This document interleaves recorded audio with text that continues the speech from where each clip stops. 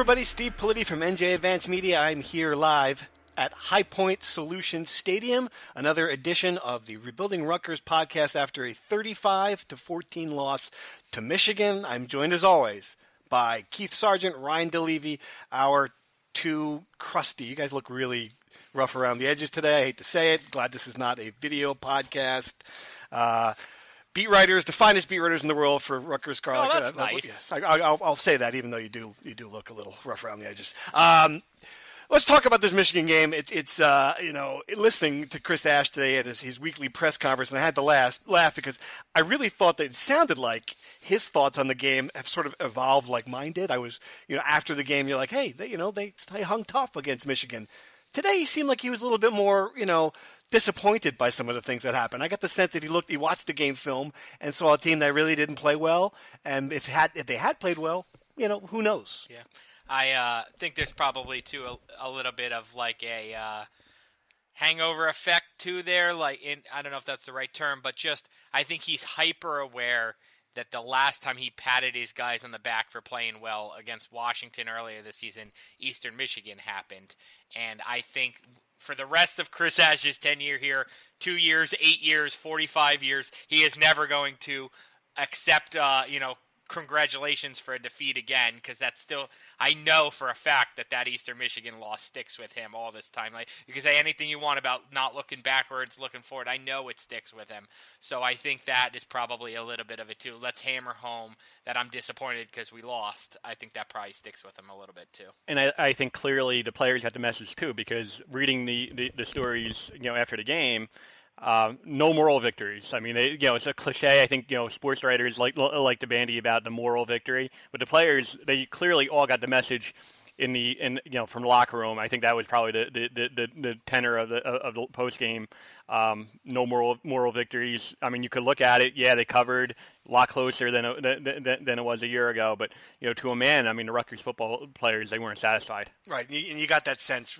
You're right away that was going to be the talking point. That they didn't want to take away and say, hey, this is going to be one of these. That said, I will say that unlike the last couple of weeks, that you could walk away offensively feeling a little bit better about things that happened. I agree. It wasn't a great offensive performance, but they had that one long drive. They got Janarian Grant back involved, even though he left. How about the game, that? Even though he left the game early. I mean, that drive. You saw that with three nice passes by Gio. To different targets. Making a play under pressure, 75 yards, 4.5 minutes. You're like, well, gee, why can't we see more of that as well? Yeah. I kind of walked away after seeing that play. I thought that that drive was exceptional because there were great throws and great catches, and that's kind of what's been missing from Rutgers all season. But I think it was one of those things where a really good defense, which is what Michigan has, is going to figure out that you're one-dimensional and find a way to stop it. It's almost an indictment on Purdue and Illinois that they weren't able to figure that out. Or, Maryland this week. I mean, it's we'll get to it, I'm sure, but Maryland's defensive weakness is the passing game. Right. I'm fascinated to see if Rutgers tries to exploit that. They're going to have to. Let's get right to that. People, I really think that Maryland stands as the most important game on the schedule. Chris Ash wasn't going to go there today, obviously. But when you look at what this team has to do each year, it has to win in a couple of games in the division to get to a bowl game. It's always going to be Maryland, measured against Maryland. If you beat Maryland, then you can start saying, all right, well, maybe this team is going to be on that level as a bowl team. And they're pretty similar programs too, if you look at them from top to bottom. Yeah, I've always drawn the comparison. I think it's fascinating. Right, they came in at the same time to the Big Ten in 2014, so check that box. Then they've played basically the same game. Rutgers rallied from 25 down in 2014 to win. Maryland rallied from 21 down to win. That's their introduction to this quote-unquote rivalry. And then they both hire coaches at the same time in December 2015. They both go to Big Ten Powers defensive coordinators. DJ Durkin was at Michigan. Ash was at Ohio State.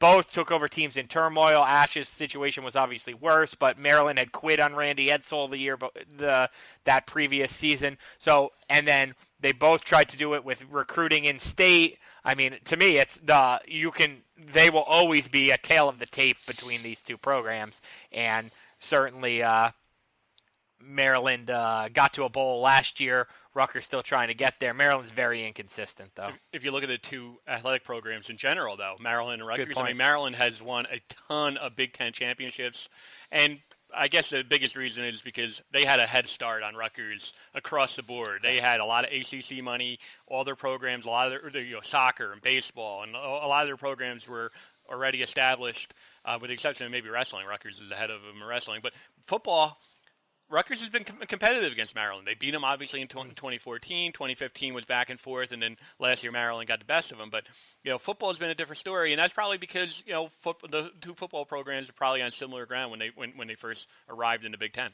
Yeah, and this had the Phrygian element in 2014. I think this needs to be a rivalry trophy game. I know I've beat the drum for it. Maryland had There's enough rivalry trophies, aren't there? Really, we need another rivalry trophy. Yeah, why not? Axe or what are they like? There's a bell. Paul Bunyan's axe, there's a bucket. Yeah. A bucket. But that's what Big Ten football is. Right. So, you want to start feeling less like the outsider if you're Rutgers. Right. Create one of these. And the problem is Maryland has about as much interest in this as Maryland wants to pretend its rival is Penn State. It isn't. Penn State does not want you as a rival. Rutgers does. Embrace it, Maryland. I don't understand it. Right. I think there needs to be some sort of turnpike trophy type thing. And I loved that it was the last game of the season for 3 years. I love that. I thought this is the makings of a rivalry. It's on rivalry weekend. Right. And now somehow it's Rutgers and Michigan State, which makes about as much sense as, Yeah, I don't like to do that. Let's go through it, though. If you look at what this is right now, Sarge, you've got, if you were to give the edge in different things within this program, you've got recruiting. I think the edge is probably Maryland at this point, but not by a lot. Facilities, edge by a lot for Maryland at this point. Administration, there's a lot of turmoil there. It's going to be edge to Pat Hobbs and Rutgers. I mean, how would you break this down overall if you're going through what you've got? You mentioned it. I mean, the facility right there, Maryland's building a $160 million. They converted Cole Fieldhouse. They're beautiful. All best. I mean, I've seen the pictures. I've been in it. Huge. So from a facility standpoint, Maryland's ahead. I think coaches, both of them are very similar. Both defensive guys, both, similar type guys in philosophy, but you're right. I mean, Kevin Anderson, is almost a debacle what's going on inside their athletics program.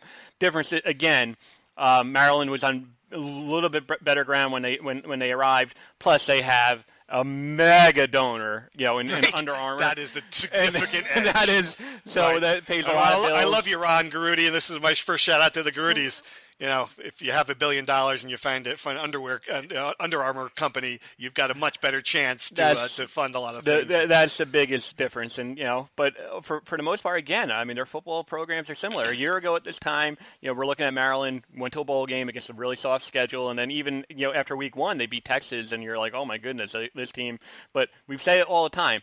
In order for Rutgers to go to a bowl game, it's not beating Michigan and Penn State and Ohio State. Right. It's what they do against Maryland and Indiana. Mm-hmm. And those are the two things that are, and obviously non-conference as well. But, that mini pod, and you could say the same thing. If we're doing an Indiana podcast or a Maryland podcast, you would say the same thing. And that segues right into the next segment. Dory Miller said after the game that he wants to take this team to the postseason, which honestly, we had just kind of, let's be honest, we just kind of said, it's not going to happen. Yeah. But clearly there is some optimism within it, and Dorian's a leader.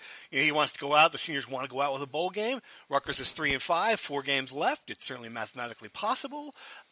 Is there a path to a bowl game? Ryan? Sebastian Joseph said the same thing today, and I expect that from the redshirt seniors. They haven't been to a bowl game in 2 years. They barely remember it. I'll never forget it because it was Christmas in Detroit for a cheeseburger.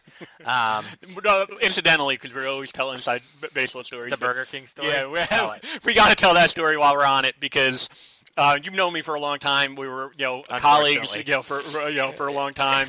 At the time, I guess we were competitors technically, but have you ever seen me more depressed than on Christmas Eve? There's a food court in the in between the two hotels where the media availability was, and there was a food court, and it was as depressing of a place as you could ever be on Christmas Eve. It was so. Now listen, I like Burger King over Wendy's and McDonald's, so I was happy. It was bad, but Sarge has too 2 kids. He's missing them on Christmas morning. He's down in the dumps. I'm like, oh, but it's 2 Whoppers for $5. Yeah. They didn't even have onion rings. It was a bad day. But where were we before that? About bowl games. Oh, yeah. No, I know Sarge's answer is yes. No, I don't see a path to a bowl game. I do see a path to another win, and I'd like to hear your thoughts on that because I know you wrote that it would be a successful season, Steve. So after Sarge goes, I'd like to hear you expand on that. But I see a path to another win. I don't necessarily see a path to 5 wins or 6 wins, which is a guaranteed bowl game. I actually laid out today all Big Ten bowl projections. I don't think Big Ten's going to have enough teams. I don't think they're going to get enough teams into the Big.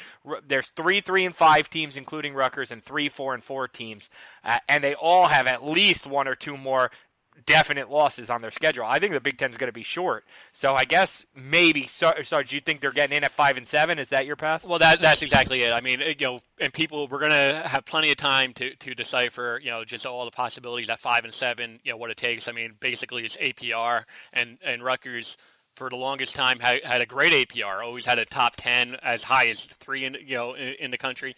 It's kind of taken a dip in the last couple of years, but I will tell you this, and I was talking to someone on the inside. If they get to 5 and 7, based on the on what you laid out with the lack of bowl Big Ten teams for their bowls, they're going to a bowl at 5 and 7. And again, beat Maryland. Beat Indiana. Really? They're going to go to a bowl at 5 and 7? The people who I was talking to who have a little bit more inside information than I do are very confident that they went 5 and 7, that they would go to a bowl game. That blows my mind. I'm surprised to hear that, just because you would think that they would. I thought 6 and 6 teams had to get the first nod. There are not enough other teams out there. They do, but I'd have to take a look and do a little bit more research. But in the last couple of years, 2 or 3 teams, in general, sometimes I think as many as 4.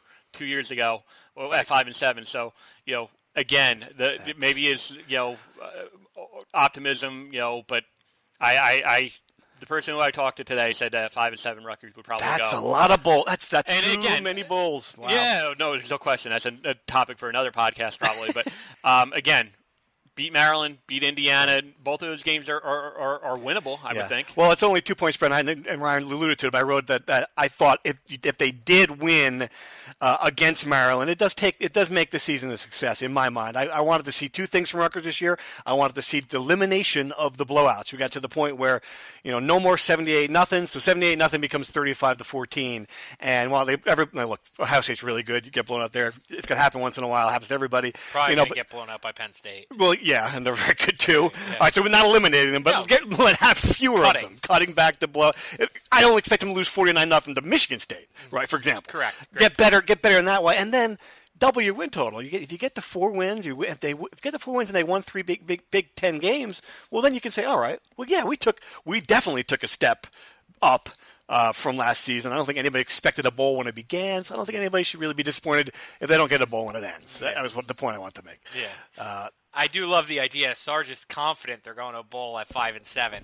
I gotta say, I'm not in the business of giving away our stories, but I promise you will see a headline on NJ.com if they beat Maryland, how Kyle Flood might have cost Rutgers a bowl game 2 years after being fired, because it's under his watch that the APR fell. In 2015, had they beaten Maryland, rivalry game, at the end of the season, Rutgers would have gone to a bowl because they were like number 5 in the APR. They tumbled down to the late teens, I think, now. So they're gonna. I don't think it's as much of a gimme as Sarge's sources want you to think, but maybe it is. I'll just leave it at this. Someone picked 5 and 7 at the beginning of the year. Someone did, and the same person I think is 7 and 1 in the weekly picks. Yeah, this person. I don't know. I mean, I would give you grief about bragging about it, but Lord knows I bragged about it when I won 25 in a row correctly. So I'll let it go. All right, let's do some true and false here. As always, this time I think we should expand a little bit on our comments. I'm going to give you a statement, say true or false, and then explain why you think that is true or false. Number 1, true or false, this is the game that the passing offense finally breaks out.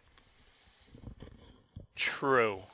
And I'll say only because I think they're going to have to do something different to kind of change the. This is the type of game where I think they're going to have some sort of. Now, if it's windy like today, maybe not, but this is the type of game they're going to have to throw the ball. False. Because I just don't think they can. I just don't think they can. I mean, that's Maryland's weakness. But Tariq Cole, we talked to Tariq Cole today, and Tariq Cole said, we're going to get back to what we do, which is run the ball. Wow. So yeah. You would think that they would have the ability to put Indiana certainly threw the ball pretty well. All right, true or false? This game is the game the defense finally stops the run. Ryan, true or false? I'm going to say false. Again, I think Rutgers could win the game. And I just gave you two falses, but I'm super impressed with Ty Johnson. I know Saquon Barkley is the best running back in the Big Ten. Okay, there I said it. Justin Jackson is probably the second best running back in the Big Ten. But Ty Johnson's right there with Akram Wadley. He's right there with anybody else the Big Ten has to offer. And guy averaged he had 1,000 yards last year on 100 carries. I love Ty Johnson. I think Rutgers could have a lot of trouble with him. I'll be a little bit shorter in my answer than that. And you're so negative too, by the way. All the falses.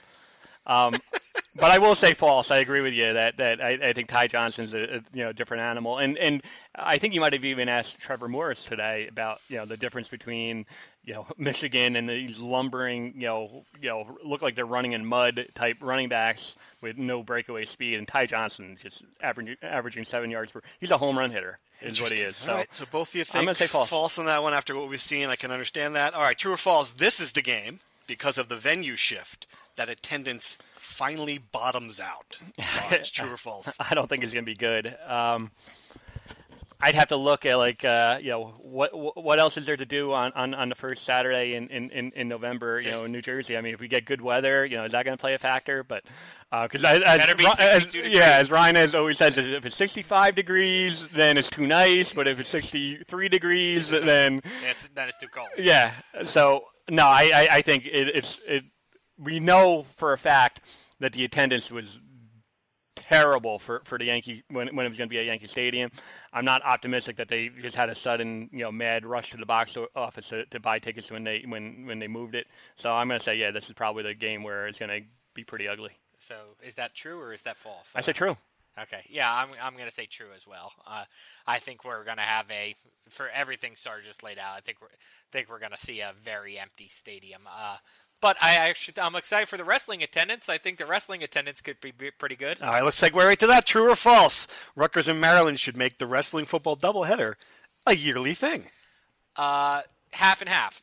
True, I think Rutgers should make it a yearly thing. I don't think it has to be against Maryland every year. But I think Rutgers, after drawing 16,000 fans last year, I'm expecting a good crowd this year. I think Rutgers should, first weekend of November, second weekend of November, whenever the football team is home, make this a yearly outdoor wrestling thing against any opponent that it should draw. I really liked Scott Goodale's answer because he was disappointed. He was legitimately disappointed that this game was not going to be at Yankee Stadium. This match was not going to be at Yankee Stadium. Whereas I think the fan base in general was thrilled over the moon that it wasn't going to be there. And if you gave Chris Ash some truth serum, maybe he.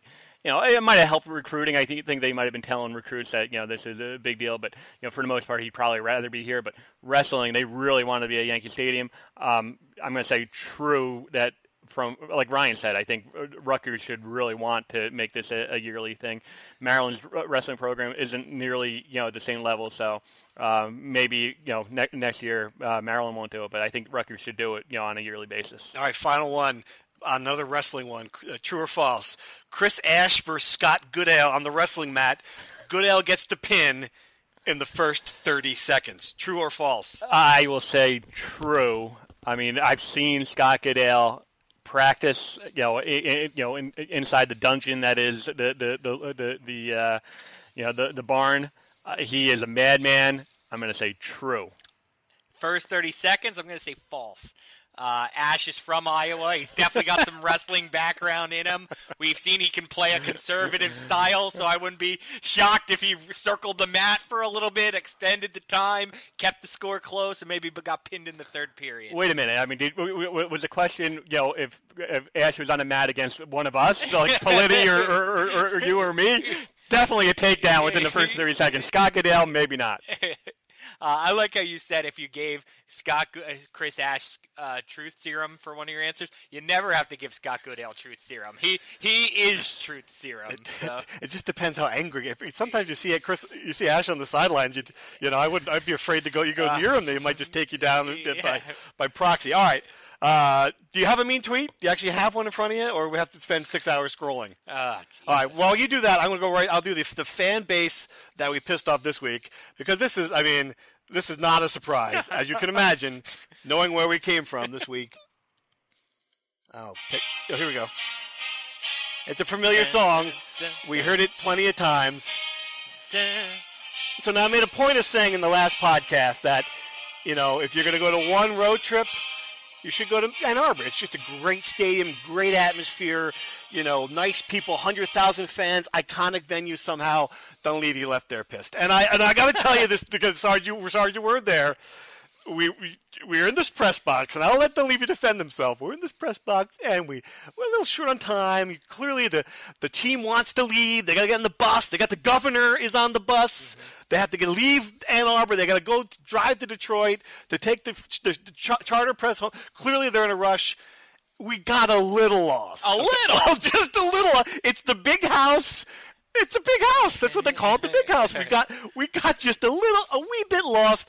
And then Ryan, I think he offended half of the Lower Peninsula and some towns in the Upper Peninsula, yelling at the guys in the elevator stand because they did not know where we needed to go. It wasn't just them; it was everybody. I just don't understand. We were there 2 years ago. We knew it was impossible, so it was a worry of mine all day. Like, it's impossible to find. And no one's going to feel bad for the media, right? Poor media, blah blah blah. You watch sports for free, you eat for free, blah blah blah.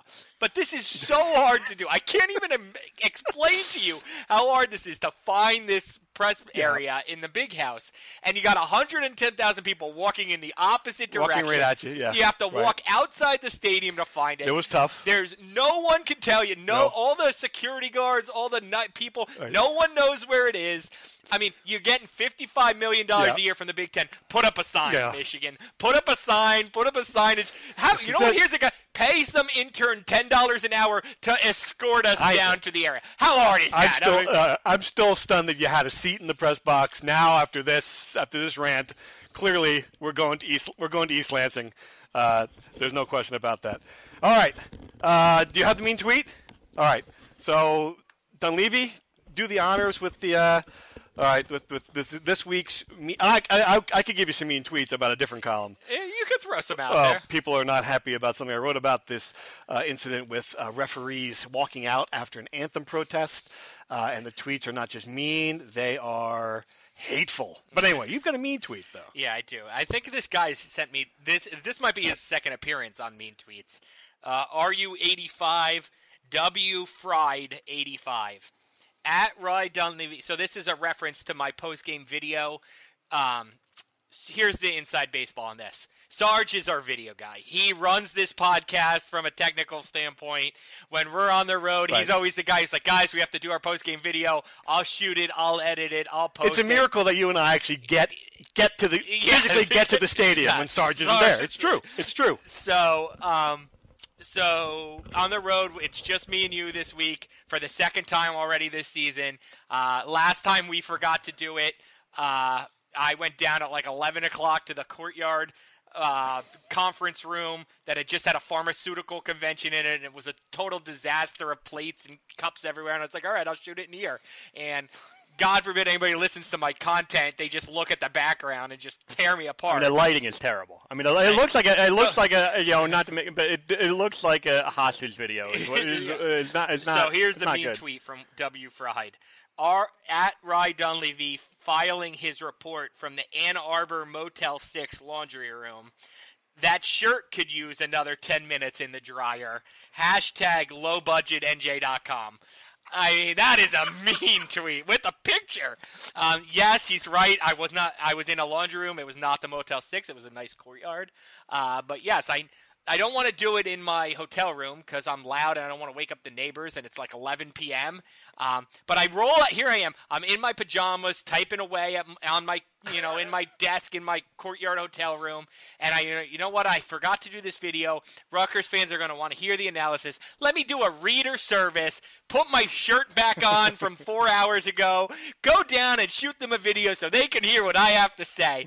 I go in, I find a quiet space in the laundry room, and all they do is tear me to shreds for doing the extra. It's a miracle that there wasn't like pasta stains on like There's just believe me, too that much information about Dunleavy in his room right there. By the way, that shirt, by the way, is in better condition than we normally see it, in general, or than it is right now. Yeah, it's not like you're stepping, like in normal circumstances, you're stepping out in the tuxedo. So I mean, seriously, good grief. All right, moving on, as if there's a possible transition from that to anything else.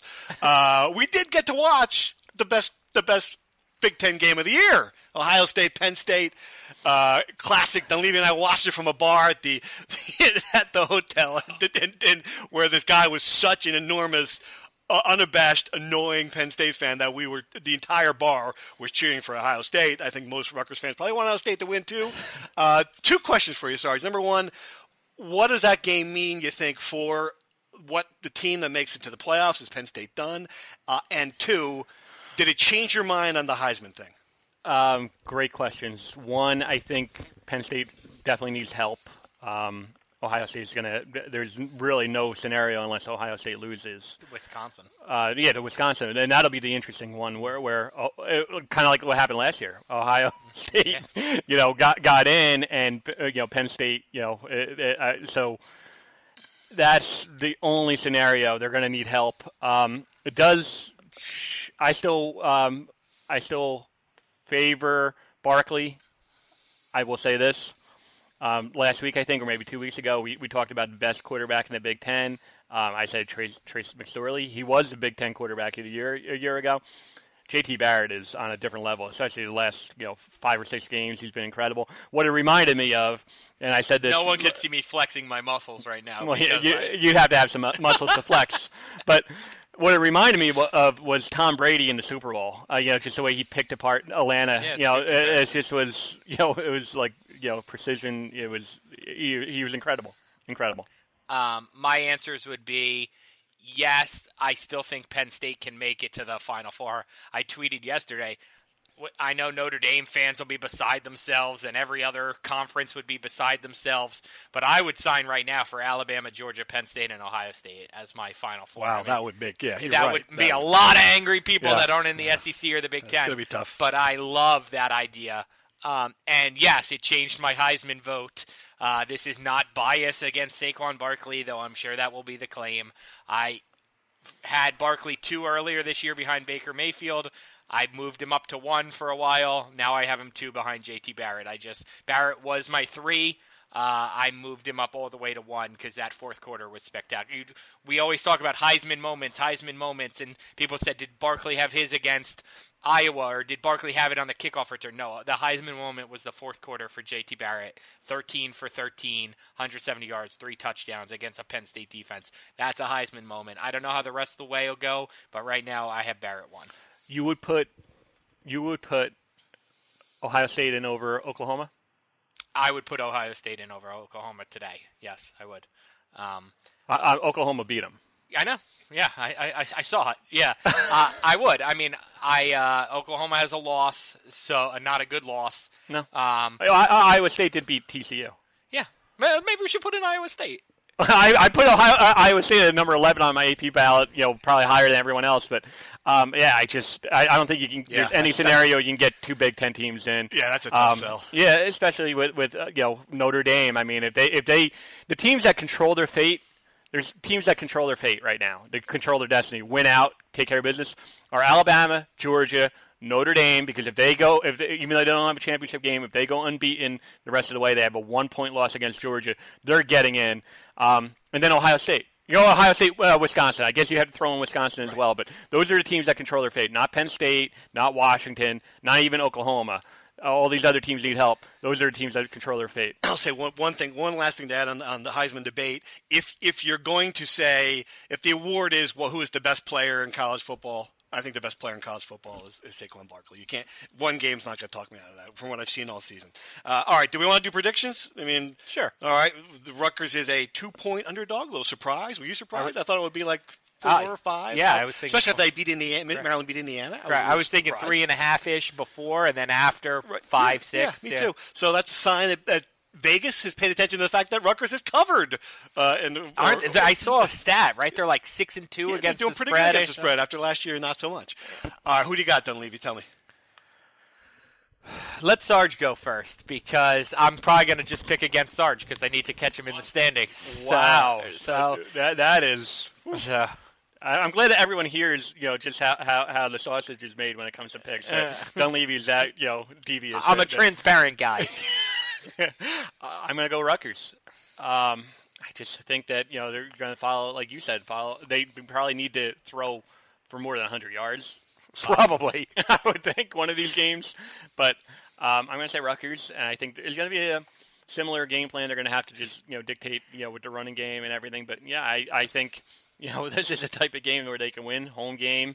I'm going to go Rutgers. Sarge is the guy at the track who just keeps betting the same pony. It's working for him. So I guess that means I'm the schmo who keeps picking against Rutgers. So I'll pick Maryland. Like I said, I just don't. I made it pretty clear. I think Rutgers. I think Ty Johnson's explosive for Maryland, and I just don't think that. I think the way to beat Maryland is to throw the ball in Maryland, and I need to say I like Gio Ricchino. I just don't know that. For whatever reason, we've been at it ad nauseum. The offensive line, the wide receivers, the play calling, whatever. It's just not. It's not there. So I don't see Rutgers scoring enough points. Maybe Maryland, 31-21. I'm willing to cede the championship to Keith Sargent and pick Rutgers. I think they're going to win this game. I think they're going to show some things in the passing game.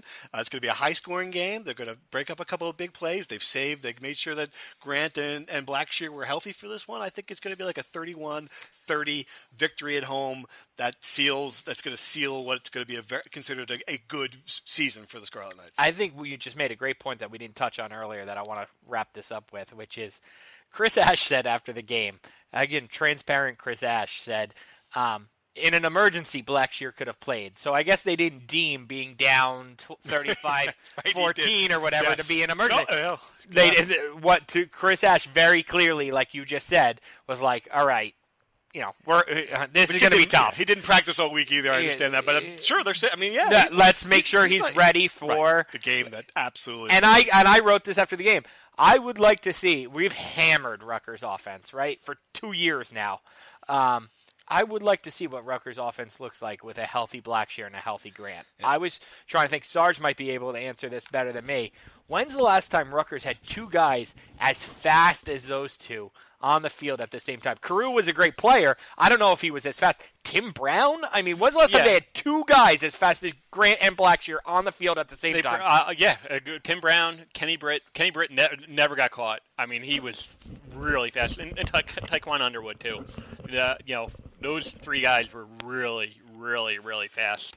But you'd have to probably go back to then to see two guys that were that athletic and fast. Hopefully they're out there. Hopefully it'll be an interesting game. I think it will be either way. We're going to see where this program stands once again. That's it. Signing off. We're Building Rutgers Podcast. Steve, Ryan, and Keith, thanks for listening.